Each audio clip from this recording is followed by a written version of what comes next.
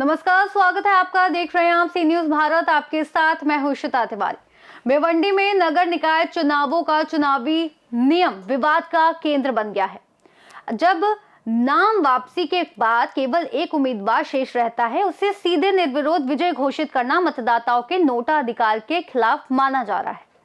भिवंडी के एडवोकेट जाफर मोमिन ने महाराष्ट्र राज्य निर्वाचन आयोग मुंबई को लिखित शिकायत देकर मतदान कराने की मांग की है। उनका कहना है कि सुप्रीम कोर्ट ने 2013 में नोटा यानी नन ऑफ द अबव विकल्प अनिवार्य किया था, जिससे मतदाता किसी भी उम्मीदवार को अस्वीकार करने का अधिकार रखते हैं। मोमिन ने तर्क दिया है कि यदि केवल एक उम्मीदवार शेष रह जाता है और उसे निर्विरोध विजय घोषित कर दिया जाता है, तो यह मतदाताओं को नोटा के माध्यम से अपनी असहमति दर्ज कराने से वंचित करता है। उन्होंने कहा, लोकतंत्र में मतदाताओं को मतदान के अधिकार से वंचित नहीं किया जा सकता। नोटा विकल्प उपलब्ध होने के बावजूद बिना मतदान कराए किसी उम्मीदवार को विजय घोषित करना लोकतांत्रिक मूल्यों के खिलाफ है। मोमिन ने आयोग से निर्देश देने की मांग की है कि ऐसी स्थिति में भी मतदान कराया जाए, ताकि मतदाता या तो शेष उम्मीदवार के पक्ष में वोट डाल सके या नोटा का विकल्प चुन सके। इसके साथ ही उन्होंने मुंबई हाई कोर्ट का भी रुख करने की बात कही है। ये मामला अब इस बात की दिशा तय करेगा कि भविष्य में स्थानीय निकाय चुनाव में मतदाताओं का अधिकार और निर्विरोध विजय प्रक्रिया किस तरह लागू होगी। मेरा नाम एडवोकेट जाफर मोमिन। अभी हाल ही में आप देखे होंगे कि पूरे महाराष्ट्र में जो महानगर पालिकाओं का इलेक्शन हो रहा है, 29 महानगर पालिकाओं के इलेक्शन के अंदर कई जगहों पर जो बीजेपी के उम्मीदवार थे वो बिन विरोध जीत करके आ रहे हैं। और जैसे कि भिवंडी में देखेंगे तो भिवंडी में खाली 6 सीटों पे आया है। क्या भिवंडी में 6 सीटों पे आया है? कल्याण डोंबिवली में कुल टोटल मिला करके 1.5 दर्जन से ऊपर बिन विरोध जीत करके आए हैं। और इनमें से कोई भी दूसरे कैंडिडेट की पार्टी नहीं, सिर्फ भाजपा के लोग हैं, सबसे पहला। और दूसरा, इसमें वोटर्स हैं, जो मतदाता है, हमारे जो मतदाता भाई हैं, जो आज 8 सालों से इंतजार कर रही है हम एक लीडर चुनेंगे, एक कॉर्पोरेट चुनेंगे। आज वो इलेक्शन से महरूम हो गए, वो मत देने से महरूम हो गए कि उनको मत देने का कोई अधिकार खत्म हो गया। अभी इस पे जो मेरा सवाल खाली इतना बोलना है कि इसके ऊपर निर्वाचन आयोग का क्या कहना है कि जो नोटा का जो आदेश है, सुप्रीम कोर्ट ने 2013 में एकदम क्लियरली बोला कि आप जितने भी लोग, आपको कैंडिडेट अगर नहीं पसंद आते, उम्मीदवार कोई भी पसंद नहीं आता है, तो आप उसके अंदर आप एक बिन विरोध का एक नोटा होता है, वो नोटा दबा के आप इलेक्शन को पूर्ण करेंगे। अब यहाँ पे ऐसा हो रहा है कि नोटा का भी अधिकार छीन गया है कई जगहों पे। जो जैसा भिवंडी महानगर पालिका की बात करेंगे तो आधा दर्जन से ज्यादा लोगों ने बिन विरोध जीता है। अब वहां के जो वोटर्स हैं, जो मतदाता हैं, वो वैसे ही रह गए। अब उनको मतदान करने का कोई अधिकार नहीं रह गया। कल्याण डोंबिवली महानगर पालिका की बात की जाए, 1.5 दर्जन से ज्यादा वहां पर है, वहां पे भी उनके मतदान करने का अधिकार छीन लिया गया है।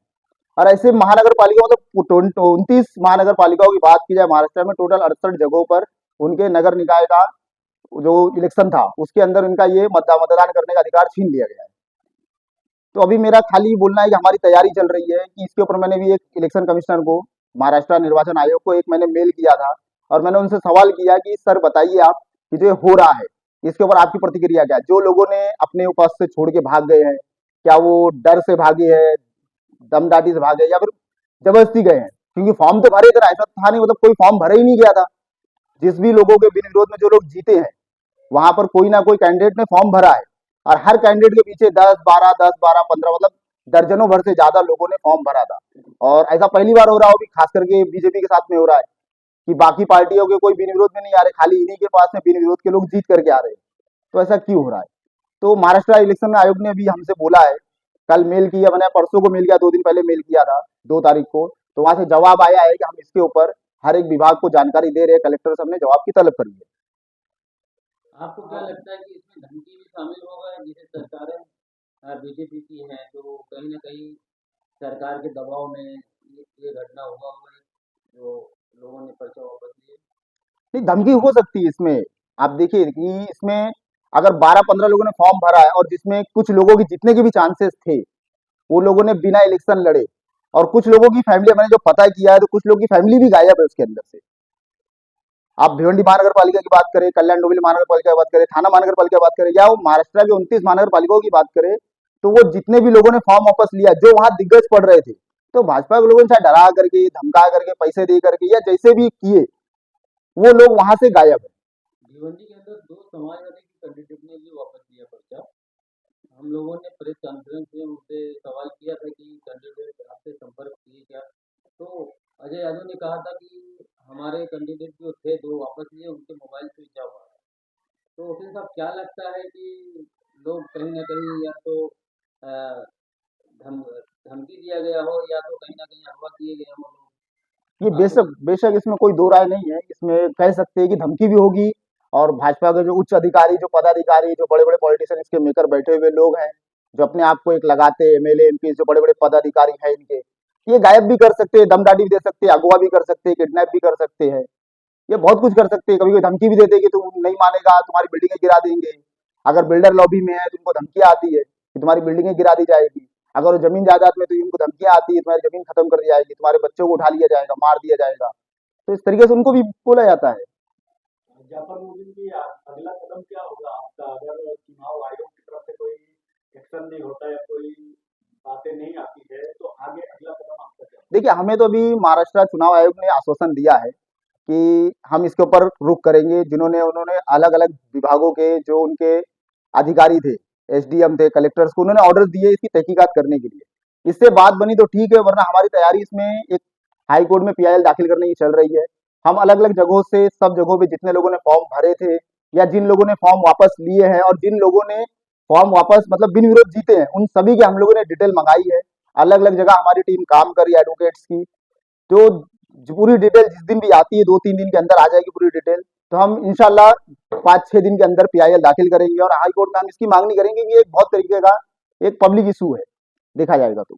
जाफर मोदी जी, अगर देखा जाए तो कहीं ना कहीं जनता के अधिकारों का हनन हुआ है, क्या कहेंगे आप?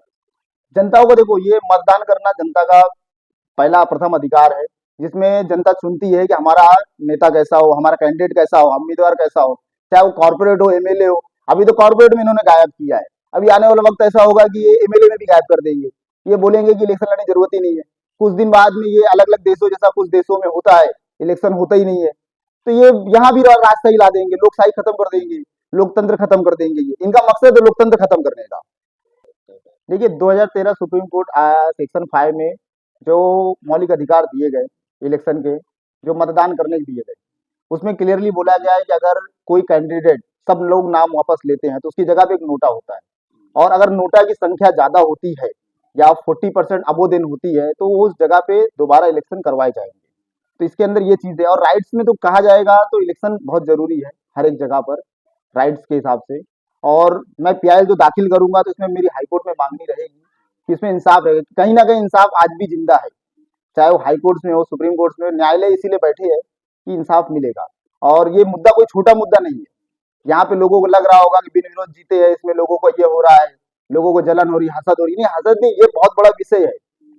ये बहुत बड़ा विषय है एक तरीके का, कि देखा जाएगा कि इसमें क्या चीजें चल रही है, आने वाले पीढ़ी को लोग क्या देना चाहते हैं, कि आने वाली पीढ़ी को भी इलेक्शन का हक देंगे कि नहीं देंगे, कि वो भी वोट दे पाएंगे नहीं दे पाएंगे। महाराष्ट्र में नगर निकाय चुनाव की तैयारियां चल रही है और तारीख जो है 15 जनवरी फिक्स हो गई है। 15 को चुनाव होने हैं, 16 को इसका रिजल्ट आना है। इसी चुनाव को लेकर के आज जो है देखा जा रहा है कि कहीं कई जगहों पर लोग निर्विरोध चुनकर आ रहे हैं। जैसे कि भिवंडी की बात की जाए तो भिवंडी शहर में आधे दर्जन लोग जो है निर्विरोध चुनकर आ गए हैं। वहीं कल्याण डोंबिवली की बात की जाए तो वहाँ लगभग 1.5 दर्जन के करीब लोगों ने निर्विरोध चुन करके आए हैं। ऐसे में लोग सवाल उठा रहे हैं, क्या जनता के अधिकारों का हनन किया जा रहा है? सवाल ये भी उठता है कि आखिर क्यों लोग ऐसे चुनकर आ रहे हैं और जो इनके साथ में खड़े हुए थे वो लोग अपना फॉर्म था वो वापस ले लिए। ऐसे में सवाल उठना लाजमी है। वहीं एडवोकेट जाफर मोमिन जो हैं उन्होंने इस पर आवाज उठाते हुए चुनाव आयोग को मेल के जरिए ये जानकारी दी है। अब चुनाव आयोग इस पर क्या एक्शन लेगा और जाफर मोमिन जो हैं आगे इसमें क्या कदम उठाने वाले हैं, क्या रुख होगा उनका, क्या वो हाई कोर्ट में पीआईएल दाखिल करेंगे? क्योंकि इस तरीके की बात भी जाफर मोमिन कह रहे हैं। अब पीआईएल दाखिल होने के बाद हाई कोर्ट इसमें क्या हस्तक्षेप करेगी वो देखना बेहद दिलचस्प होगा। क्या हाई कोर्ट इसमें जवाब तलब करेगी चुनाव आयोग से, ये भी देखने वाली बात होगी। क्या भिवंडी शहर या कल्याण डोंबिवली में फिर से चुनाव कराने की मांग होगी या फिर से इस पे नोटा की तैयारी की जाएगी? आखिर नोटा भी एक ऑप्शन होता है जिसकी बात एडवोकेट जाफर मोमिन ने कहा कि नोटा भी एक अधिकार होता है। अगर कोई निर्विरोध चुनकर आता है तो उसमें एक अधिकार जनता का होता है कि नोटा दबाए। नोटा में देखा जाएगा कि आखिर क्या उस कैंडिडेट को जो आवाम है, वो पब्लिक है, वो पसंद करती है। ऐसे में कई सवाल उठते हैं, अनेकों सवाल उठ रहे हैं। अब भिवंडी शहर से जाफर मोमिन जो है आगे तैयारी कर रहे हैं, हाई कोर्ट में जाने की रुख कर रहे हैं। ऐसे में हाई कोर्ट इसमें क्या कार्रवाई करेगी वो देखना बेहद दिलचस्प होगा। कैमरा पर्सन यार मोहम्मद रंगेज के साथ मुस्तकिम खान, सी न्यूज़ भारत, भिवंडी। राज्य निर्वाचन आयोग के अगले कदम पर सभी की नजरें हैं। आयोग का निर्णय न केवल भिवंडी बल्कि पूरे महाराष्ट्र के नगर निकाय चुनाव की प्रक्रिया को प्रभावित कर सकता है। फिलहाल इस रिपोर्ट में इतना ही। देश और दुनिया की तमाम बड़ी खबरों के लिए आप देखते रहिए सी न्यूज़ भारत।